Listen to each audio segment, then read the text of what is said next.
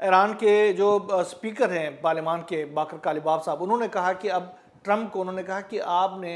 ये जो हरकत की है इसका भरपूर जवाब दिया जाएगा। अब जो है धौंस धमकी और फिर गुंडागर्दी और फिर ये जो एक्सटोर्शन यानी बत्ताखोरी का जो दौर था वो गुजर चुका है। अब भरपूर जवाबी कार्रवाई होगी, हम कहीं पर नहीं झुकेंगे, कार्रवाई करेंगे और सही कार्रवाई करेंगे और भरपूर तरीके से कार्रवाई करेंगे, जिसका खमियाजा आपको भुगतना पड़ेगा। इसी तरीके से ईरान के जो खातमुल अंबिया हेडक्वार्टर है उनकी जानिब से भी अमेरिका को भरपूर जवाबी कार्रवाई की धमकी दे दी गई है। उन्होंने कहा कि हम अब जो है आपको खित्ते से निकालने तक अपनी जवाबी कार्रवाइयाँ जो है वो जारी रखेंगे। ट्रंप जो था वो कल मैंने आपको कहा था कि ट्रंप जो है वो तुर्किया के अंदर मौजूद है, आज भी वो तुर्किया के अंदर मौजूद है। अभी कुछ देर पहले उन्होंने तुर्किया में नेटो इजलास के बाद नेटो के जो चीफ है उनके साथ एक प्रेस कॉन्फ्रेंस की है और इस प्रेस कॉन्फ्रेंस में उन्होंने क्लियर कर दिया, उन्होंने कहा कि ईरान के साथ जो MOU था वो ख़त्म, ईरान के ऊपर अब हमले होंगे, ईरान के जो तेल की जो तजारत के ऊपर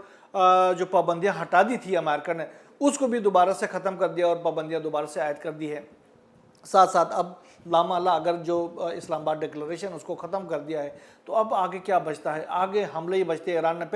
अमेरिका ने पहले ही कहा था कि अब हम या तो ये प्रॉपर एक डील होगी या फिर ईरान के खिलाफ अपना काम मुकम्मल करेंगे। अब लामाला अमेरिका अपने काम मुकम्मल करने पर कार्रवाई का आगाज़ करेगा और दूसरा ईरान के जाने से ऑल आउट वार की भरपूर तैयारियाँ पहले से की जाती रही, जिसकी न सिर्फ अरब मीडिया ने बल्कि जो यूरोपियन मीडिया है, अमेरिकन मीडिया है, रॉयटर्स है, दीगर जो इदारे हैं उन तमाम ने, BBC तमाम ने क्लियर किया हुआ था पहले कि ईरान जो है एक ऑल आउट वार की तैयारी कर रहा है। लिहाजा ये ऑल आउट वार जो है वो अब शुरू होने वाली है और उसमें मुझे ये लग रहा है कि खित्ते के कुछ ममालिक भी शामिल होंगे अमेरिका के साथ मिलकर। और नेटो के चीफ ने आज कहा है कि ईरान के खिलाफ ये जो कार्रवाई की गई है ये हमले जो है वो नागुज़ीर थे। इसका मतलब है नेटो ने भी अपना जहन बना लिया है कि वो भी ईरान के खिलाफ कोई भरपूर कार्रवाई की तैयारी कर रहे हैं और उसमें वो शरीक होंगे। तो अब देखते हैं कि दुनिया वाकई दो ब्लॉकों में तकसीम होती हुई तो हमने ईरान के supreme leader ayatollah Syed Ali Khamenei के फ्यूनरल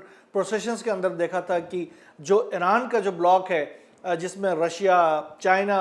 और दीगर ममालिक जो हैं वो शामिल है, वो वहाँ पर मौजूद थे और जो अमरीकी ब्लॉक था वो वहाँ पर मौजूद नहीं था। तो लामाला अब दुनिया वैसे भी दो ब्लॉकों में तकसीम हो गई और उनके दरमियान एक बड़ी जंग का होना नागुज़ीर लग रहा है। अब जो है वो आयल की जो जंग है, आपको पता है आयल जो है वो दोबारा से सर्च करने लगा है, उसकी जो कीमतें हैं दोबारा से एकदम से बढ़ने लगी हैं। 6% की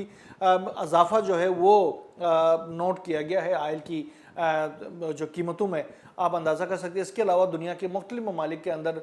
जो स्टॉक्स है वो क्रैश कर गई हैं इन हमलों के फौरी बाद।